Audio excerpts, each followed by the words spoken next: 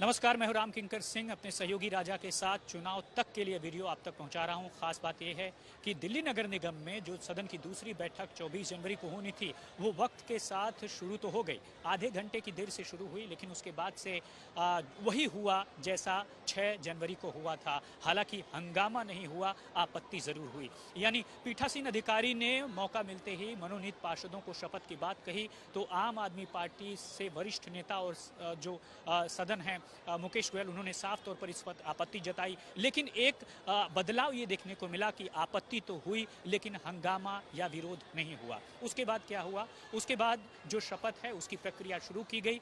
किसी ने अंग्रेजी में, किसी ने संस्कृत में, किसी ने पंजाबी में और किसी ने हिंदी में शपथ ली। लेकिन उसके बाद जो खास तौर पर एक ट्रेंड देखने में ये आया कि बीच बीच में रहकर जो पार्षद थे, एक तरफ से जय श्री राम का नारा लग रहा था, तो दूसरी तरफ से भारत माता की जय और तमाम नारे लग रहे थे।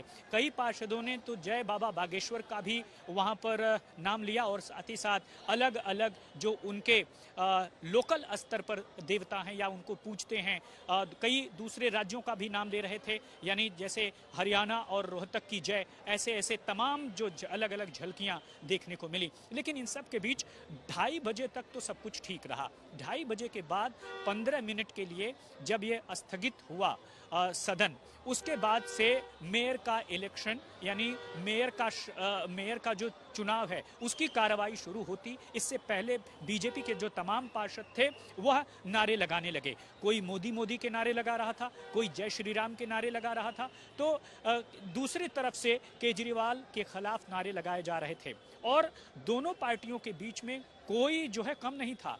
कोई जो है नारा लगाता ऊंची आवाज में, तो उसके बाद अगली पार्टी की तरफ से उससे भी ऊंची आवाज में नारा लगाया जाता और यही सब चलता रहा।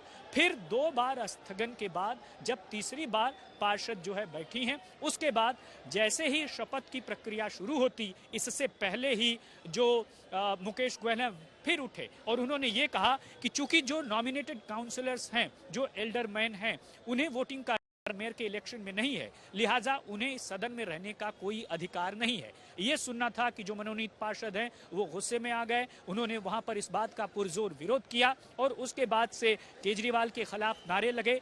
इसी दौरान ये कहा जा रहा है कि आम आदमी पार्टी के कुछ पार्षद जो है पटल पर खड़े हो गए, यानी जिस बेंच पर बैठते हैं वहां खड़े हो गए।